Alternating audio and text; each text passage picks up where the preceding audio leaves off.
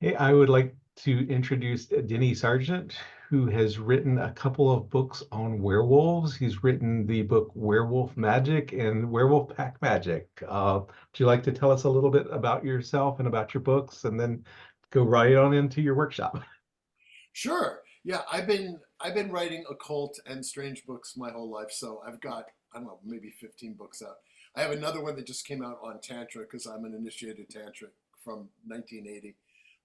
So I write a lot of strange books, but werewolf magic and werewolf pack magic are seemingly really popular, and so I've been talking about it and I've been writing more. In fact, I just created another small book called Werewolf Spells. So just for fun and enjoyable. So I'm originally from New York. I live in Seattle.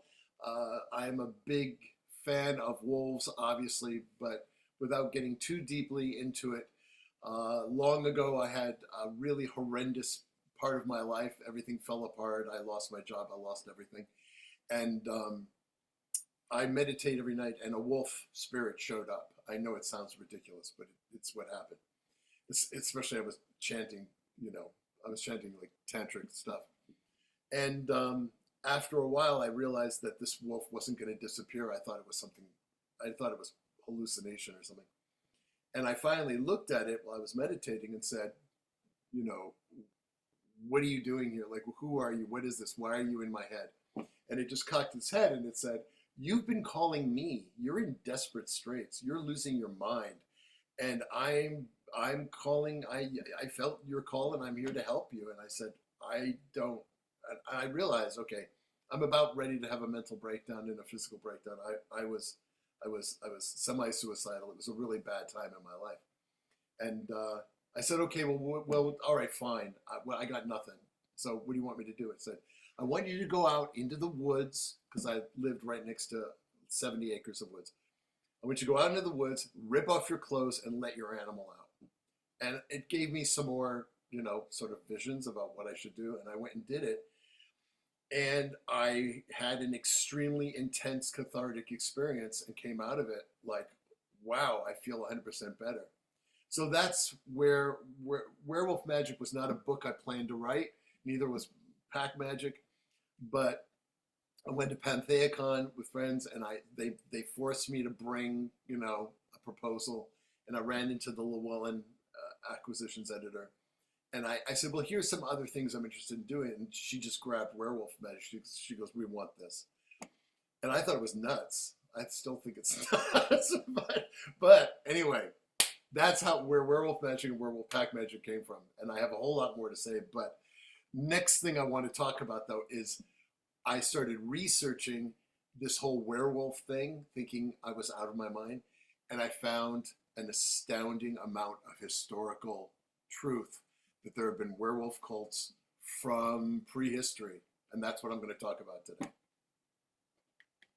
Is that enough?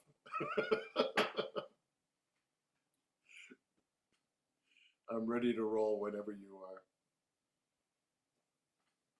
are. Any other questions? No? Okay. Werewolfmagic.com, by the way, if anybody wants to get a hold of me, wants to email me, wants to tell me I'm crazy, any of those things. That's where all my stuff is.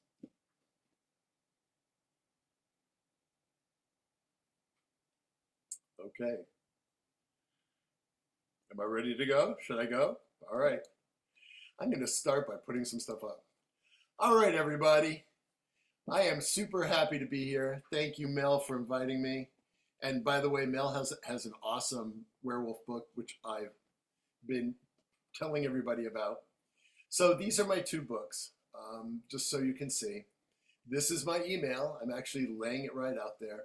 And this is my blog slash whatever you want to call it. It's where I collect everything. I have hundreds of pages. I have a lot of other stuff there. The werewolf magic thing has become obsessive in my world. So today I want to talk about the history, lore, and everything else about werewolf cults.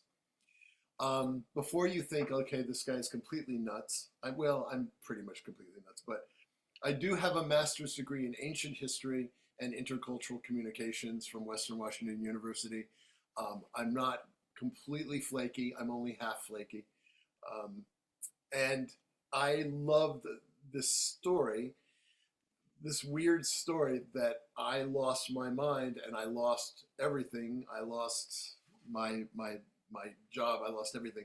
And yet this werewolf spirit, I just call him the great werewolf spirit, um, came in and guided me and mentored me.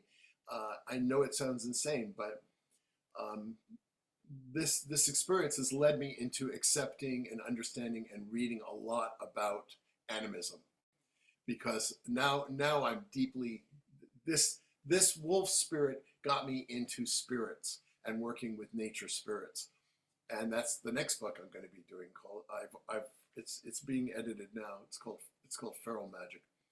But these are the two books I'm talking about. The first one was what I went through, and I had no plan on actually publishing a book on it, and I had no experience and no thought at all that it would sell very well and I'd have all these people that were interested in it. So I'm kind of like amazed. Werewolf Pack Magic came about when I had a group of people and wanting to see if people wanted to actually start doing the shape shifting stuff with me and doing the magical stuff with me. And the whole point of that, and we'll cover that, we're going to go over that tonight. I'm actually going to lead you through a shape shifting ritual. What that's about is shutting down your upper cortex, opening up your lower primordial cortex down here, which Carl Sagan called the dragon mind, and shutting down all this and just letting your animal out. And we'll talk more about it before we actually do the ritual. But what I found out was that doing this with a group of people was 100% more powerful than doing it by myself, because I did it for several years by myself out in the woods every full moon. And now I have a yard. You can see the yard behind me. Every full moon, I'm in my yard, growling and howling my ass off and waiting for the police to show up, and they never have. And so I've got it in my head what I'm going to do, though. If they do show up, I'm going to say that I'm LARPing. And that'll be the end of the conversation, I think, because it's Seattle. And they'll be like, okay, you're weird. All right, let me move it. Let me start talking about this. And I'm going to be sharing and not sharing. It's not important that I share everything. It's more important that I have the conversation with you about this. And I don't want you to be reading while I'm sort of working my way through my manuscript here. So in the shadowy world of myths, legends, and historical sources, we can find the roots of the prolific and fascinating werewolf cults, which existed since the Paleolithic era and continue even today within some shamanic cultures, and apparently in Seattle too. Knowing that such animistic wolfish shape-shifting has a lineage reaching back into prehistory gave me an understanding of the durability of the wolf and werewolf fixations today. And that would be me, at least. But there's a bunch more out there, actually. This history offers us ways to also understand one of the reasons for the extreme persecution of surviving folk religions in the era of witchcraft persecutions. And you're going to like this. About 50% of all accused witches were also accused of werewolfism, or what they called werewolfery. Something I did not know until I started doing this game. So I want to show you what the first werewolf image is that I was able to find. This is a Paleolithic image from Portugal. So this is a petroglyph, and that is clearly a werewolf, and it's actually referred to as that. And this is a hunter who clearly has got a spear of some kind. And here's like a normal person shooting his arrows. And then this big badass guy is coming along with the spear, and they're hunting deer, right? So it's known that it's actually called that. The anthropologists who found this and dated it was dated by archaeologists and anthropologists. He had a whole rap about it, which was very interesting. So I like to show this because I find it when I didn't mean to go looking for this, but when it fell in my lap, I was like, okay, I'm not insane. Werewolf cults were around, and it goes all the way back. So let me jump into. I'm just going to jump my way through everything here. So just as a quick, I like quotes. I'm sorry. I've taught university for like 30 years, and I've trained teachers to teach, and so I'm going to be a little pedantic. I'm sorry. Around 30 to 35,000 years ago, there was an explosion of symbolism in the Paleolithic human culture around the world, primarily represented by cave art. While many of the images are naturalistic images of humans, there is also extensive representation of what this is what they call therianthropic beings. That is, part human, part animal shapeshifters. So there's a new word for everybody, therianthropic. And that came from shamanic explorations of supernatural realms, cave art, the earliest folklore. So without going, I don't want to really spend a lot of time on therianthropic aspects, but that image that I just showed you is 40,000 years old. Just to show you, I was kind of shocked at that, but it's pretty cool. These shape-shifting images are some of humanity's earliest religious magical images, and thus prehistoric shape-shifting is likely one of the earliest pervasive animistic practices and is still alive today. And the use of psychotropic substances in these rites is postulated, and almost everyone agrees is part of what goes on.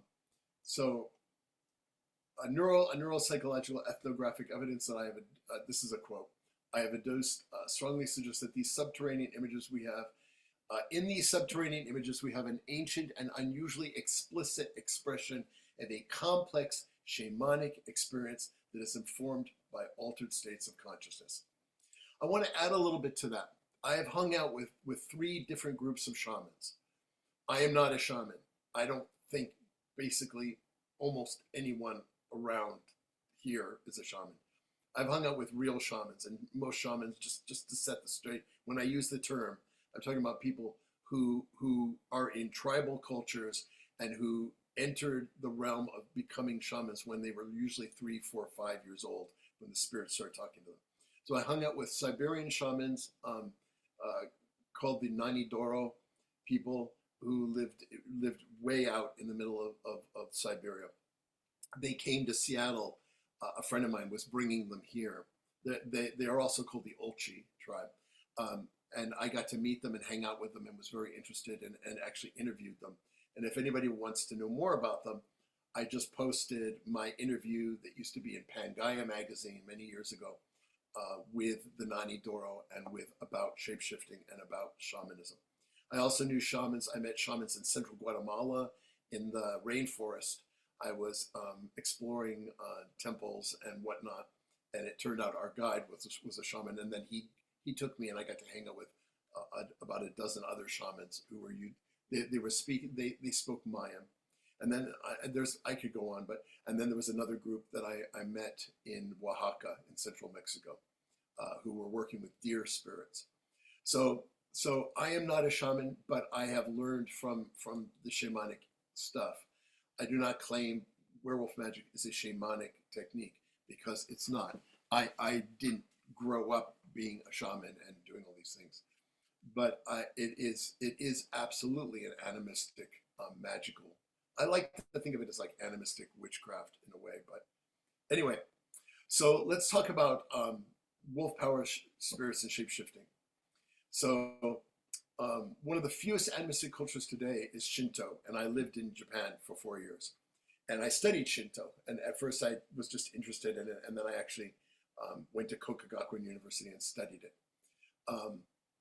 There is a major god in Japan that is a werewolf god, and the god is called Okami, which means great god, which is very funny. So there are shrines everywhere. I just want to mention that. And most Japanese do believe in werewolves. They believe that some Japanese people can shapeshift. They have several other, I mean, if you watch Japanese horror movie, you've seen them, but they have They believe that some people can shift into cats, some people can shift into tanuki is a big one. And the tanuki are not particularly dangerous. They're big raccoon dogs, but there's a lot of people who claim lineage to tanukis and claim lineage to werewolves, wolves. So this idea that there's this liminal world where people can shapeshift into animals or part animals, usually animals, is pretty. If you get outside of Judeo-Christian culture, I've traveled a lot. I've traveled in China. I've traveled Cambodia. I've traveled to Thailand 6 times. Living in Japan, I traveled all over. I was shocked actually to find out that this sort of liminal world where shapeshifting is real and that animal spirits are real is very much alive and well, just not in Judeo-Christian areas.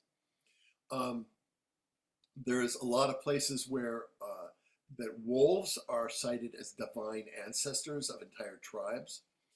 In Turkey, Turkic lore, misregard Mongol, talk about the entire Turkish lineage came from the mating of a woman and a blue wolf, and Mongolian royalty as well. Even today, a number of Native American tribes honor a wolf totemic tribal ancestor. And I actually met a woman who had a huge wolf tattoo from a local tribe in this area. And we talked about the wolf spirit and how important it was, which was very unique and an amazing moment. I talked already about the Nanidoro from Siberia and from Guatemala. Let's now dive into the history of werewolf cults. Okay. For thousands of years and across many different cultures, werewolf cults were an accepted fact. This is, by the way, this was something I did not know and I did not expect. I thought that I was in some sort of cult headspace, right?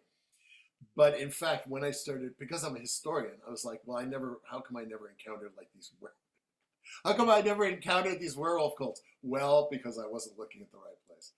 So I will, in this ongoing kind of not terribly organized lecture, I'll focus on classical ancient cultures of the Western world and later touch on European folk traditions and pagan traditions that emerged from them. I'll also cover many, but not all, of the referenced historical werewolf cults, because there are a lot more, and I've added more to my information headspace. And I'm going to end by talking about witchcraft and how werewolf cults were entwined with witchcraft. So let's start with the first werewolf. The first werewolf that is, remember, everything I've talked about already is prehistoric. That meaning there's nothing written. The first actual written thing we find is from Mesopotamia. Some of you might know the Epic of Gilgamesh, which I recommend. And that was about 2600 BC. It mentions a young part in there. It mentions this situation between the goddess Ishtar and this young shepherd who fell absolutely deeply in love with the goddess Ishtar. She was not like always the nicest goddess, right? Being the underworld, etc. He called on her often and left many, many offerings at her shrine until she grew really bored with his devotions and transferred him into a quote unquote man wolf and set him loose. Well, it did not end well, since his own dogs then attacked and killed him. So that didn't go over well, but that's how it went.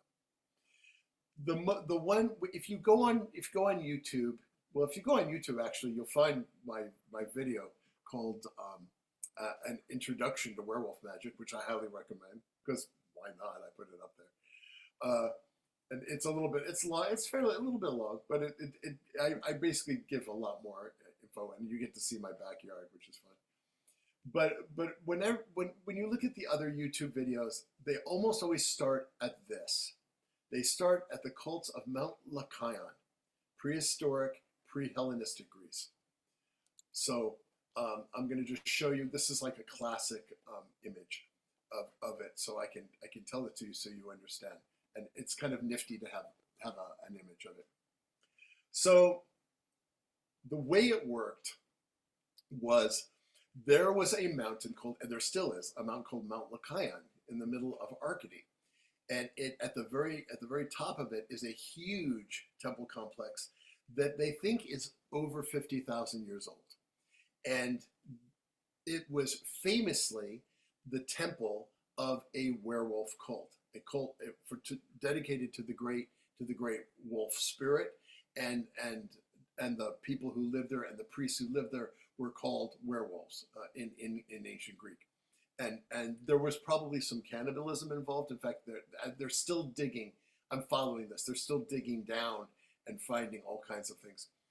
But the story, keep in mind, this is pre-Hellenistic Greek. This is like a very early Greek culture. Hellenistic Greek is everything we know about Greece, with Apollo and Zeus and all that, and the temples and with all that, right? So and I went to Greece and I enjoyed it, but I did not go to Mount Lycaon because I didn't know about it at the time. So according to the myth from the Hellenistic Greeks, meaning all the gods and goddesses we know, which were later, right? The King Lycaon, who was also the priest of this werewolf cult, this amazing person showed up, and he had a feeling it was Zeus, and it was. And so to test him, the myth is he served him human flesh, and so, oh, I'm sorry, this is Lycaon, this is Zeus. So Zeus was horrified that human flesh was being handed to him, because during the Hellenistic era, all sorts of cannibalism was thrown away, and anyone who was involved in that was killed. So it was a big shift in the culture. And immediately he turned Lycaon into a werewolf, and this is one of the classic things. And there's so you can see this story in about 10 different ways. You'll read it in lots of different ways. So the wolf god was called Lycaeus, by the way. So lo and behold, and this is why things get the way they do. Lo and behold, excuse me, let me get off this. The wolf cult was superseded by the cult of Zeus. It is now a temple to Zeus Lycaeus, meaning werewolf Zeus. So Zeus just went in, basically. A lot of historians think basically the cult of Zeus went in and kicked out the existing cult, and then moved forward. So I'm spending time on this because this is probably the most important story that then led to the whole idea of werewolves. But it gets more interesting. So the term Lycaeus, which means wolf god, gets attached to other gods. For example, Zeus Lycaeus, and about half a mile down the mountain, there is a temple. Well, it was an ancient temple, but it's still there, to Pan Lycaeus. And there's always been a deep connection between the god Pan and the werewolf cults, and it's very interesting. So Lycaeus, the wolf god, was worshipped at several other shrines in Greece, in Arcadia and lots of other places. Anyway, Plato mentioned King Lycaon in 380 BC as the prehistoric protector turned tyrant of the shrine of this wolf god. Because this was, remember Plato, this was during the Hellenistic era. So all the sort of primal stuff they didn't like. Ovid tells us the full story about Lycaon, who made the mistake of offering Zeus, la la la, we already talked about it. So this is interesting. So the idea of shape-shifting, though, did not go away. And so here is a Greek image of a man turning into a werewolf. So at least it gives us some idea of what the rituals looked like. And as we go further, you'll see that the rituals were not so different in Viking era, in ancient Greece, in Soranus area. So anyway, I tend to probably ramble a bit, but I got a lot to say. so so let's see. What else did I want to talk about this anymore? Nah. All right. So the Greek historian Agriopas relates in his journey that the famous athlete wait, let me get it right. Demainetus assisted at a human sacrifice to Jupiter Lycaeus there. So we actually know that once Zeus, or Jupiter, it was really Zeus, Lycaeus, took over the temple, there was still human sacrifices going on. And they're finding that in terms of the archaeology that's going on there. So this famous athlete ate some of the flesh and was changed instantly into a werewolf for 9 years. We're not sure what that all means, but often we get hints. The people who turn into werewolves like this sort of go feral. They go out into the woods. They live separate from other sort of more urbane people, and then come back at certain times. What's interesting is he recovered after 9 years and took part in the Olympic Games. So our view that someone who's like eating human flesh, that's the end of their career. Nope, not this guy. He became a very famous Olympian. So moving quickly down, we'll move to Rome. So a lot of Greek stuff was oh, I should mention one more thing. There are several Greek gods that are also shown as wolves and connected with werewolfism. One is Apollo, believe it or not. There's an image in Greece in the museums, but also up on a famous hill full of temples, of Apollo as simply a wolf. He's called wolfish Apollo, and this is because his mother had turned into a wolf before giving birth to him and to Artemis. And this is why Artemis is seen as running with dogs, but originally she was running with the wolves and was a wolf goddess. So anyway, moving forward, let's talk a little bit about Roman history. Pliny, oh man, I've got so many more things to talk about. I should mention that, let's move on. Let's move on. Let me show Cult of Apollo. I clearly know too much stuff about this, so I apologize for my skipping around. So I like to show these things because this is Apollo. This is the god Apollo, and what can I say?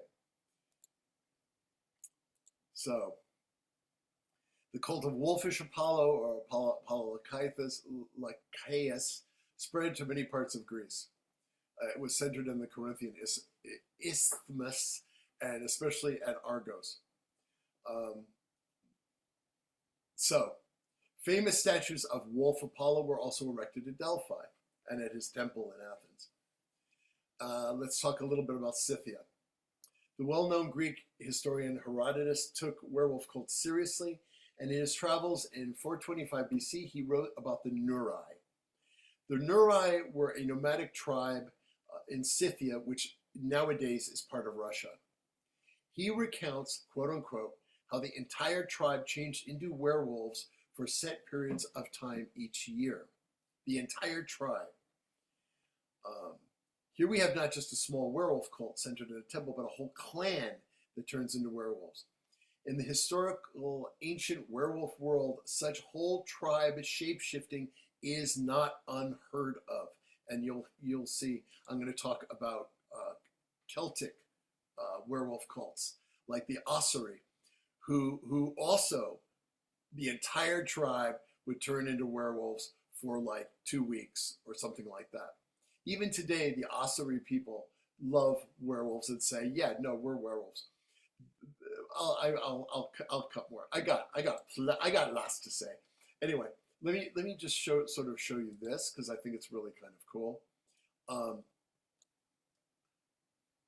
and these are some of the werewolf images from this area. But we're moving into now. Let's talk about it later. Let's talk about werewolf cults in Rome, because the Romans loved this stuff. They liked things. They're Romans. What can I say? So I'm going to start by just showing you some pictures of stuff from the Roman cult stuff. So this was Lupercalia, and I don't know how many of you know Lupercalia. Lupercalia was the festival in ancient Rome. It was like almost a week of absolute debauchery, drunkenness, open sexuality everywhere, and it was all honoring the goddess Lupa, who was the wolf goddess who gave, what can I say, gave succor to Romulus and Remus, the founders of ancient Rome. Okay, so this is Lupa, and then this is just sort of a bad Renaissance painting of what they think. What you see here, though, I'm going to be talking about. So I will not just constantly put up pictures and leave them there. I'm just going to go, wait a minute, sorry. I want to get rid of it. So, Romans were all about wolves, even more than the Greeks, and werewolves, as Rome was founded by the wolf goddess Lupa, right?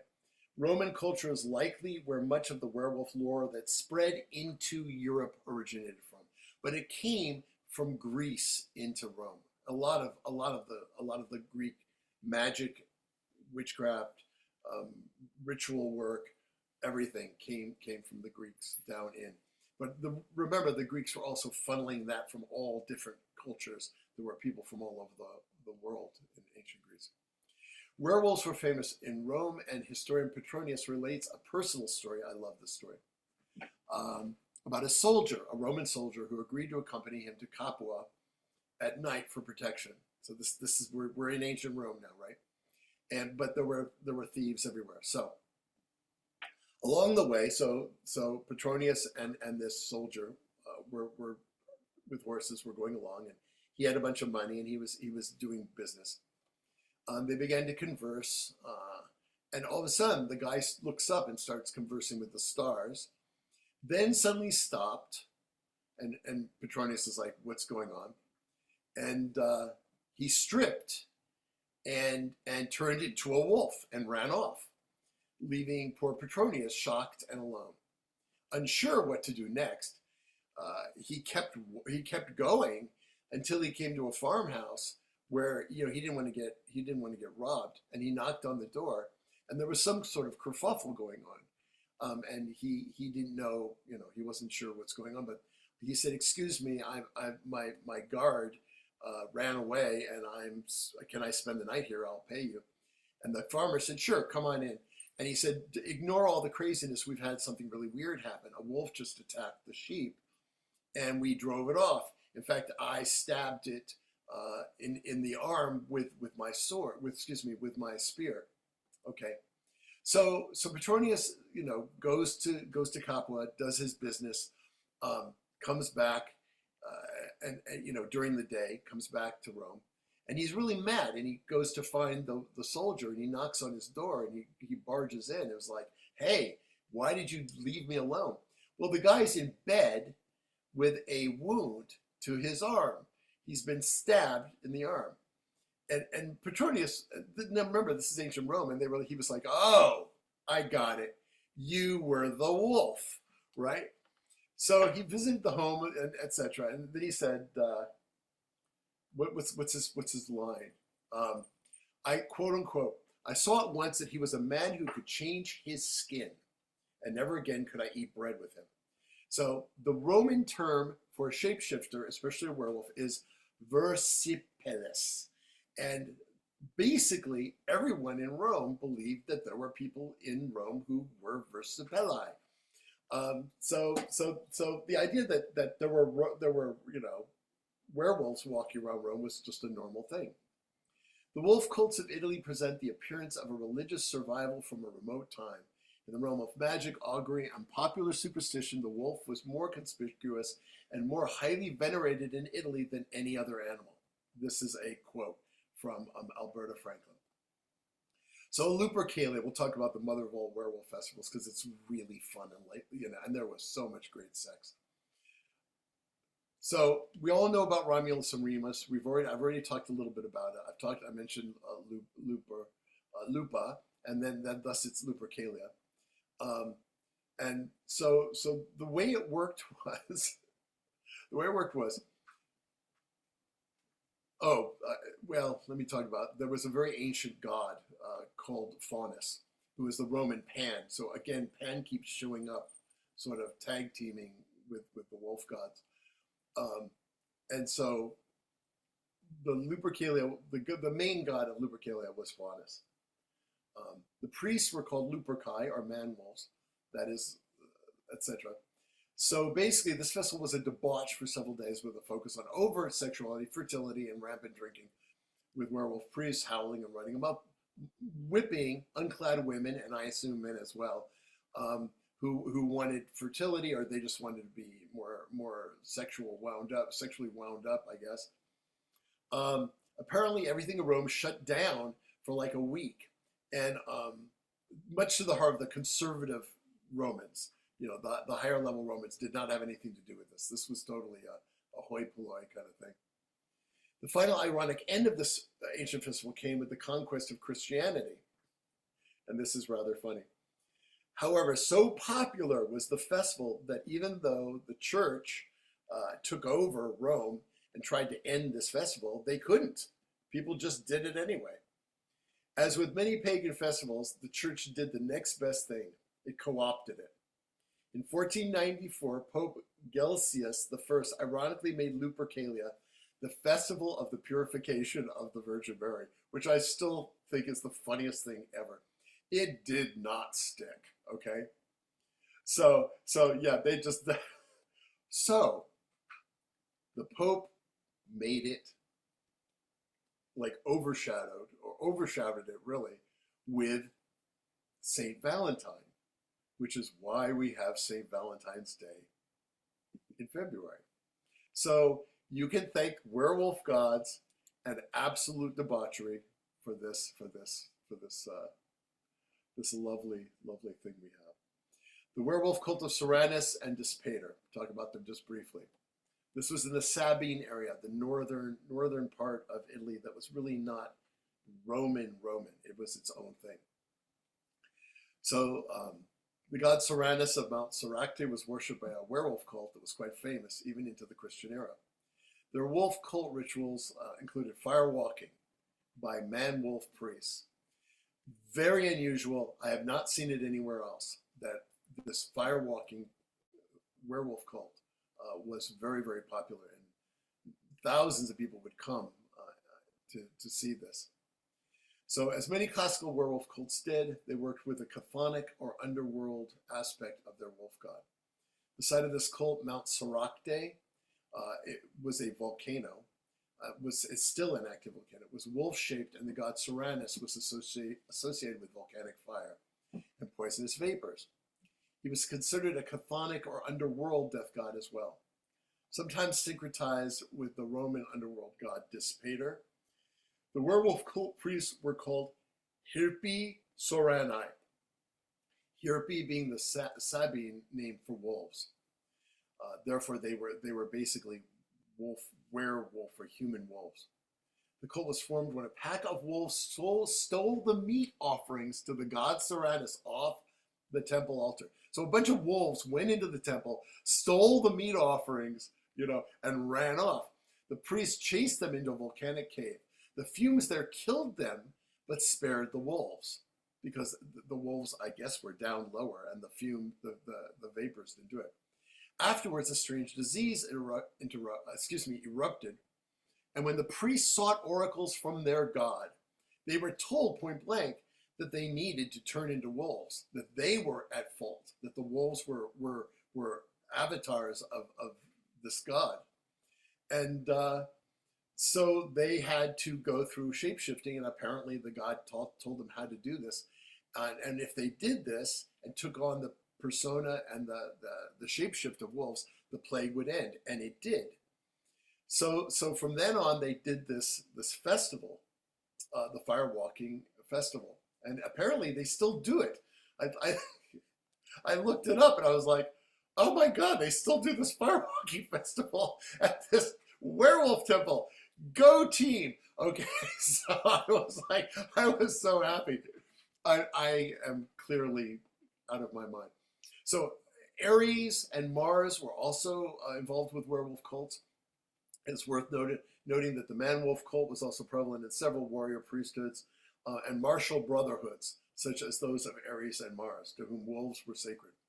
Wolf and werewolf symbols were venerated in their temples and worn proudly by these martial cult members and associated soldiers. Special elite temples of Ares and Mars were specific cult centers.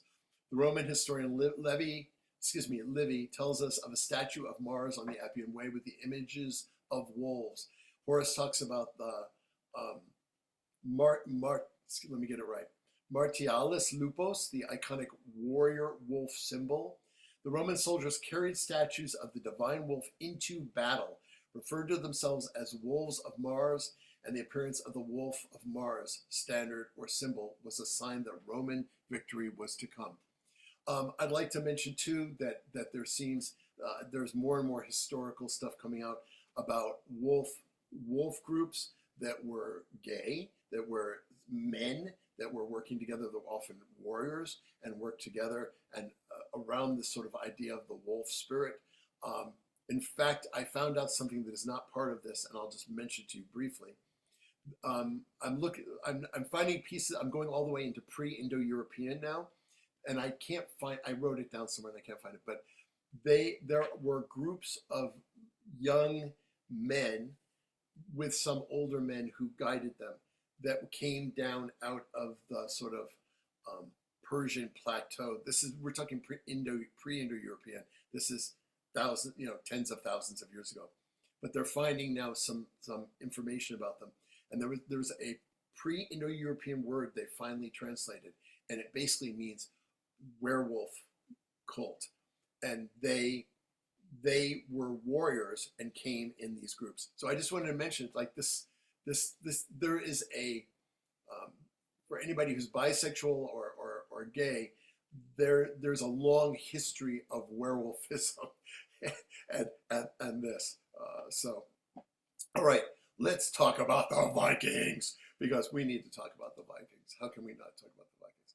So I like these images because I spent a lot of time trying to find really old, good, historically accurate images. This is an image of a berserker and another berserker. And I want to talk a little bit about this because we all know the term berserker, right? So the word berserker, everybody knows, was a crazy Viking warrior who would go into an animalistic state and get stabbed and everything, and just go right through, like the British or whoever they were invading, like a knife through butter, and they would pull arrows out and it wouldn't do anything to them, right? Well, this shape-shifting was a huge part of the berserkers. Berserkers were a very weird niche in the Viking world, which was they were sorcerers and they were also shapeshifters. And sorcerers were only supposed to be women, but Odin, who is the god of wolves, was a sorcerer. And I can go on and on and on because clearly I can. But anyway, but there's two kinds, which you don't find out. There were two kinds of berserkers, and I found this out. So there's berserker comes from bear-sark, which means to wear the bear skin. And that means basically shapeshift. There were also a lot of them who were called ulf-sark.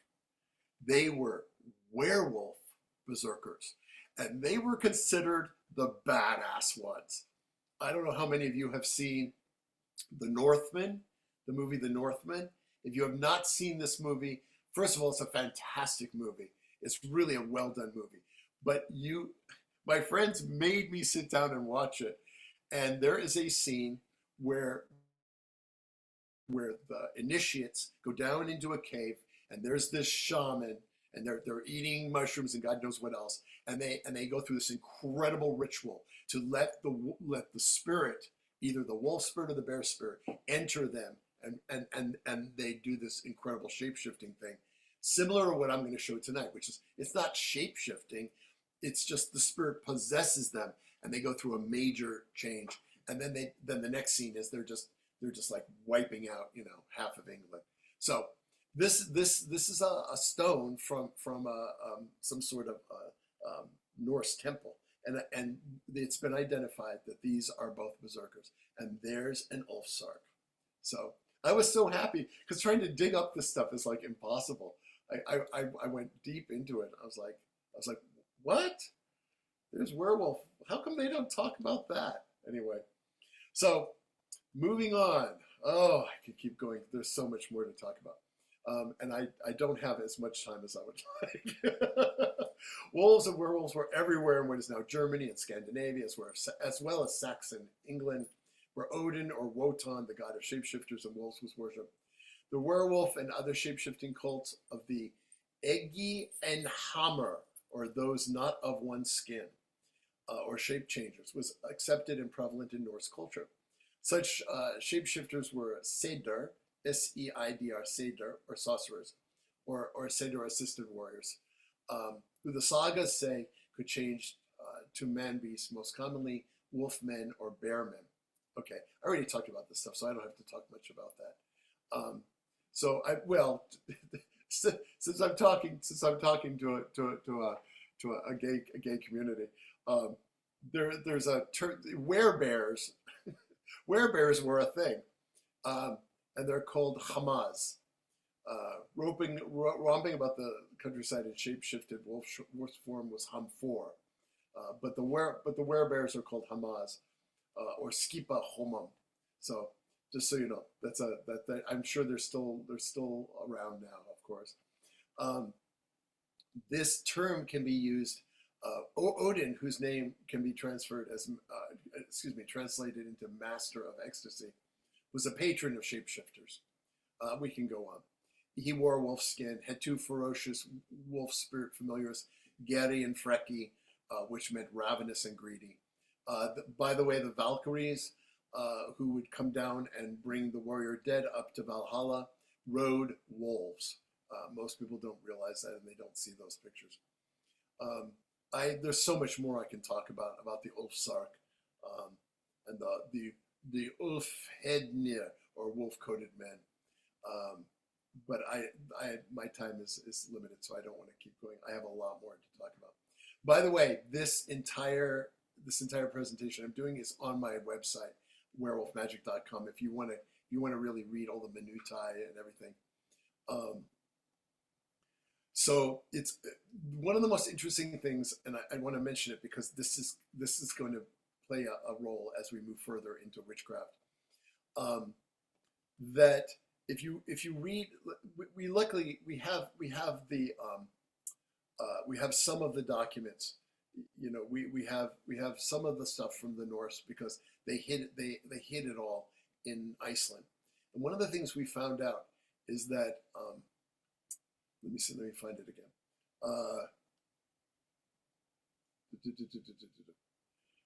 That berserkers, or there were different kinds of werewolves. The Ulf berserker, but there was also called the werewolf. Where in at that time meant human. Ulf is wolf. So you could be a werewolf and not a berserker. So they were more like sorcerers who went off and did what they wanted to do.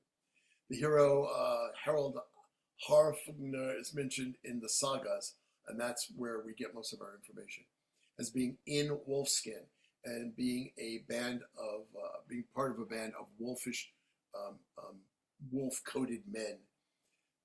So Seder Berserker occult rituals help them to be able to change skins as they like and sport, and putting on the skin and all that stuff. What's interesting is in one of the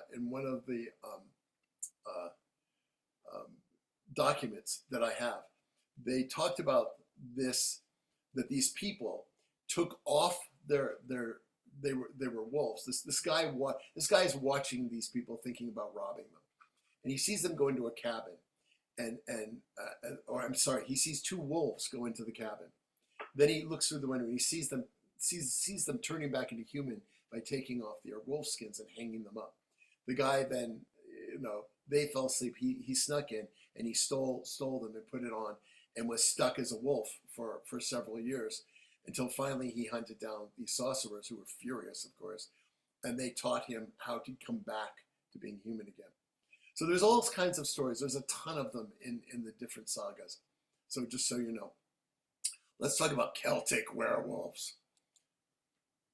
I got a lot to cover here. Sorry if I'm like rambling, but I clearly like what I do. So anyway, so here we go. This is a fairly new graphic, but it's based on some like the Book of Kells, and there are some other graphics that you find that are old. But I love this one, and I can't read Gaelic, and so I don't know. But this is I want to talk about the Celtic werewolves because in Germany, in Scandinavia, all the way down, even into all these pagan groups, whether they're Norse or whether they're Greek or Roman or Sabine, or Nuri. These people were all pagans. They were all pagans and witches and whatnot. But once it moved into Christianity, once Christianity moved in, anything having to do with shapeshifting was evil, right? But not in Ireland and England, not in the Celtic world. So of all the places where werewolves are actually seen as okay, not monsters, the Celts actually have done the best job. And even today, my friends who go to Ireland and England, they see werewolves as pretty good people. They see the term werewolf generally was used for a hero.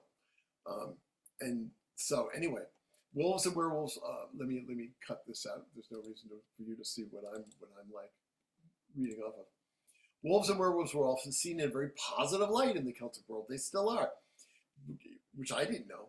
In Ireland, certain tribes in Ossory were reported to become werewolves at Yuletide, devouring livestock, getting wild, and afterwards turning back into human form.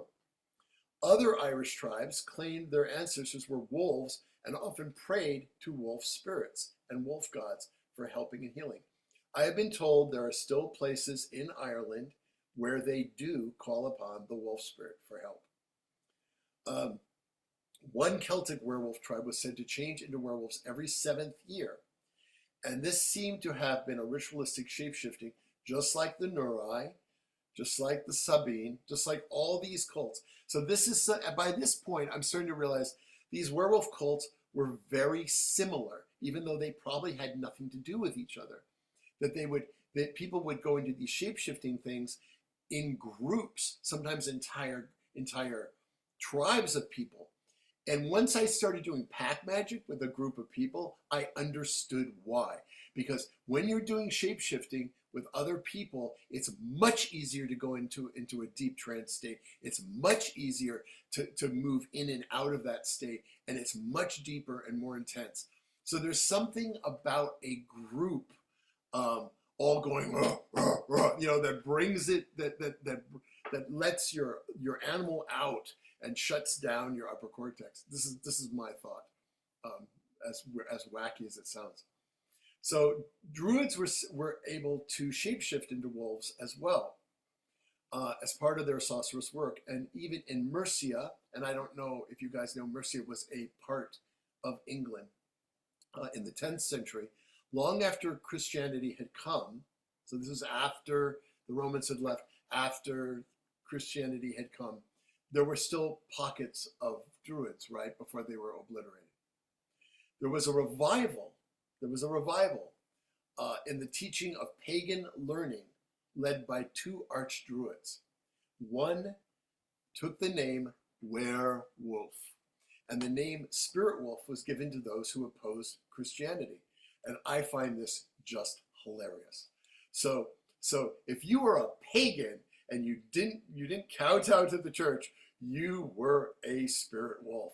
Yes, Go team. so, so, there's a little bit more. Opponents of Christianity were often called blood werewolves, as the Christian, and that was like used as a nasty thing. Oh, they're a werewolf, kill them. During the Christian conquest, when things got really, really harsh, right? Which is probably why it lasted longer in Ireland, because England was where most of the Christian spreading happened. One pagan opponent against this wave of Christians was a man named Vereticus, King of Wales. Along with his whole tribe, he was confronted by St. Patrick, who told them, "Give up your heathenism, or I will turn you all into wolves."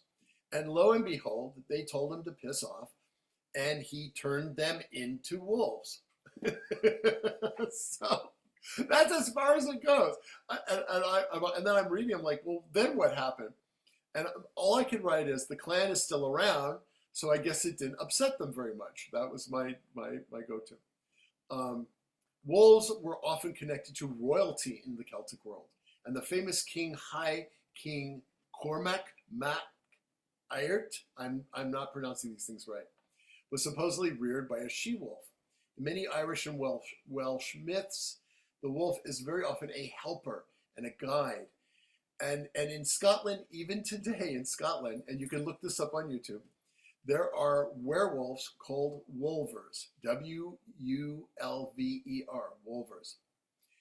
According to the Scottish mythos, they don't eat people, but instead they help lost travelers and leave fresh fish they catch, because they were known as fisher folk, and they kind of stayed away from most people, but they would take baskets of fish and leave them at the doors of poor people who didn't have enough food.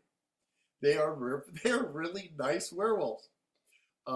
Warriors who fought for various Celtic kings were sometimes praised as werewolves as well. The idea of shifting into wolves or werewolves was seen as a very cool skill in the Celts, and generally positive. There were several Celtic gods associated with wolves and werewolves, such as the goddess Morrigan, who sometimes took the form of a wolf, and two gods were both depicted with wolves, Cernunnos and Succulos. And I just want to mention something. All of you, I assume, know who Cernunnos is.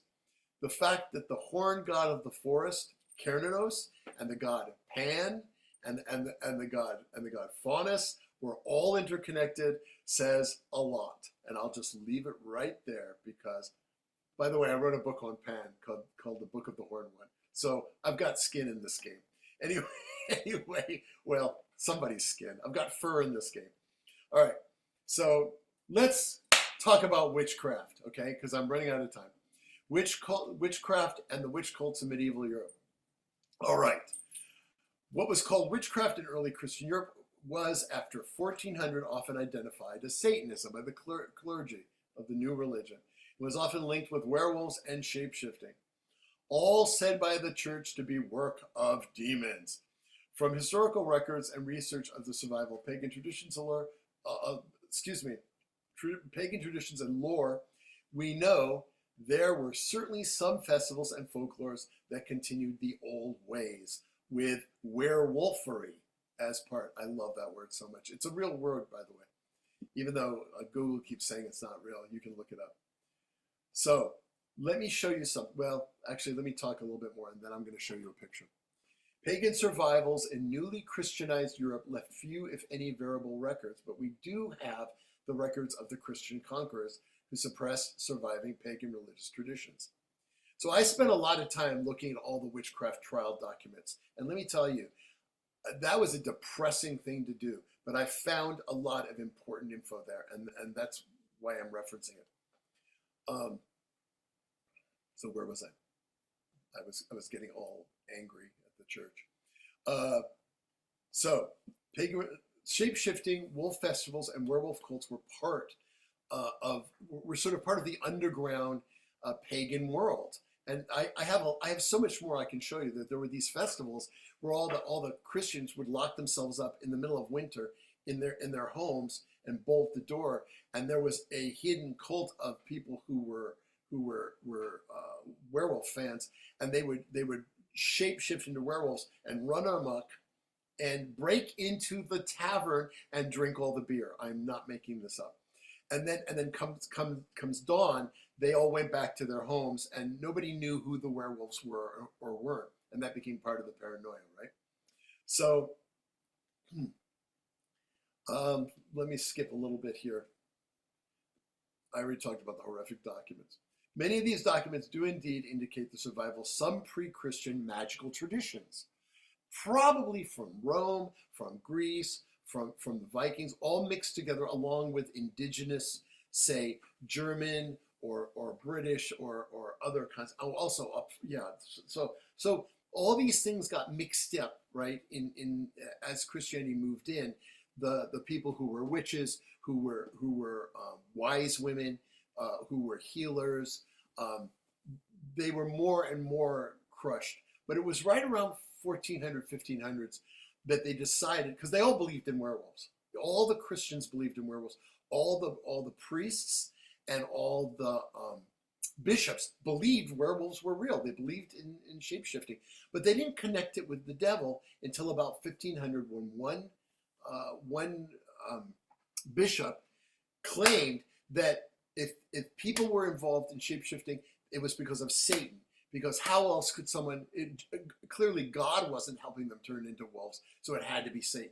And that's when they started as they were killing and burning alive people. But this is when they started to focus on these cults as also being involved in werewolfery. And as I mentioned before, some scholars believe that around 50% of those accused of witchcraft were in fact. Oops, wait a minute. There we go. They were in fact witches who also did shapeshifting. So this is a very famous, I went looking, it really took a while to find this, because I kept reading about these people who were arrested and tortured for being witches, which they pretty much owned they were worshiping Diana, they were pagans. But there was all this werewolf stuff, and then they talked about going into, that the head of their coven would take them into the woods and teach them how to shapeshift by rubbing on certain stuff. It's the same stuff that would send them to the Sabbath, right? It was some sort of psychedelic something or other, but they trained them how to enter a mind state of a werewolf, right? So here's an example of all these different witches being burned alive, right? But take a look. Here's the werewolves attacking people, right? And you have to really go through it. And here they are, like, oh, look at these evil werewolves attacking people because they were witches, right? And here's the witches worshiping Satan, but some of them are turning into wolves. You see, it's all there. Some of them are shifting into wolves. And then this is here, they're being arrested and they're being tormented and they're being beat up and here's a werewolf that's attacking people because it's a witch who's angry. So you can see all of these things are quite clearly showing that witches, quote unquote witches, were often just healers or they were just pagans doing their thing. But an easy way to kill them off was to point out that they were also werewolves. And then a bunch of them were forced to when they were being tortured, were forced to talk about the fact that yes, we learned how to do this. I would like to say one more thing. I mean, I know that I'm supposed to be done at 4:15. I have a lot more that I could talk about, but there was this group called the Lupus Dei. And if I'm going to end anywhere, I'll end it. I've got a lot more on werewolves, but and the witches. But I love the Lupus Dei so much that I want to talk about them. Lupus Dei means God, means wolves of God, and they're also called the Benedetti. And these were the only werewolves that escaped the Inquisition.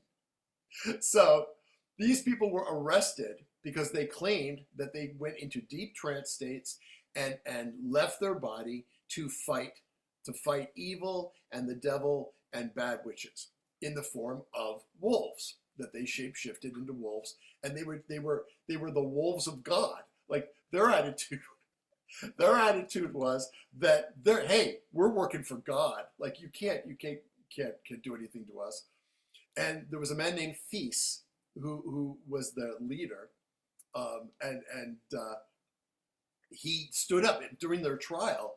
All of them were tried together, and he stood up and he just like reamed them and said and told them all this stuff, that he would leave his body in werewolf form and journey to hell to steal back the good luck and the grain that was being stolen by other sorcerers, mostly Russians. He was saying that other sorcerers were going into hell, into the underworld, stealing our good luck, stealing our stuff, right? And our magic. They were stealing our magic, and our job was to go there and kick their ass. And devils, and he fought devils, and they fought devils. They were constantly at war with like evil witches and devils, and they were the good guys. They called themselves the wolves of God. They defended society and saw themselves as spiritual wolf warriors for their people. Oddly enough, they were allowed to leave the court, were not persecuted. In fact, at one point, the judge is like, do you go to mass? Do you go to mass? And he said, no, we don't need to go to mass. We're the wolves of God. We work directly with God. We don't need you. And they let him go. So these are the guys who actually stood up and actually, I don't know. I still think it's one of my favorite things ever. So there's a whole lot more going on that I could talk about, but it's really kind of near the end of it. But I just want to say that let me end up with just a quick, if you don't mind me going over another minute. So we have seen how animistic and pagan shamanic shapeshifting practices spread in the ancient world, and then after the fall of the Roman Empire, possibly, very likely, into Europe and all over, where it seems that some werewolf cult practices continued with surviving folk magic traditions, as well as in festivals that honor magical powers connected with the wolf. Another takeaway is that such pagan shapeshifting rites may have continued in hidden families and clan groups, which were destroyed by the church, again indicating surviving werewolf traditions from older times. We also see the historical connection between the Lord of the Forest, which is often, and we're going to talk about a little bit tonight, who is always referenced as the Black Man or the Lord of the Forest, which was then called Satan, of course, by the Christians. But we know who the Lord of the Forest was. It was Pan, or it was Faunus. It was the Green Man, whatever you want to call him. That was very involved. Knowing all this helps to create a framework for understanding werewolf magic today. We are now ready to see how we can reconstruct and revive these practices through creative practices and fun and spells and rituals rooted in historical research, combined with inspiration, real practice, and probably maybe a little psychedelics along the way. So that's it. And I just want to show you, in a way, what I like to say is that I'm recreating the werewolf cult. And this is the icon that I have on my werewolf magic temple, and this is what I use to sort of codify the werewolf cult. And all these symbols have some meaning in werewolf pack magic. They're all there. Some of them are in werewolf magic. And I actually made a deck of all the ones, because the wolf spirit kept feeding me this symbol, this symbol, this symbol. So I've got my own cult going, man. Actually, it's not mine anymore because it's all over the place. So out of the blue, I've had so many people reach me through Facebook, and I've been a witch my whole life. I mean, since I was 14, and I've been through lots of cult stuff. I work in other magical groups, but I tell you, this has been the most fun of any occult thing I've ever done. And people, like, I get furries writing me. I get all kinds of people who are like, I'm a werewolf, but I didn't even know there was a book, you know. I get a lot. There's a lot of wolf stuff out there. So that's it. I got nothing more, and I probably went over a little bit, but that's what happens when you hire a university professor. So I didn't look at any of the chats. Do we have a minute or two? Does anybody have any questions? We really do need to wrap up because it's going to take a little while before the next thing for the video to download to my computer before I can open up the next Zoom. Sure, I understand 100%. What I'm going to do is I'm going to I put the link to your website in a couple times. I'm going to put it one more time. If anybody has any questions for you, they can find your email on your website. Yes, if you go to werewolfmagic.com, it's somewhere up there. It says contact, and there's my email. And Yeah. My email is williamdennysargent@gmail.com. So I'm more than happy to talk to anybody, obviously. So I will leave it at that. So, and I will see you later. In about 40 minutes. And I got 40 minutes. Yep. I can take my dog for a walk. Oh, there you go. Okay, see you then. Just remember to come back. Yep. Right, exactly. Just remember to come back. Well, I have to. My dog's name is Faunus. Oh, there you go. There you go. Have a wonderful day. Thank you, everybody. Thank you. Much love. See you soon.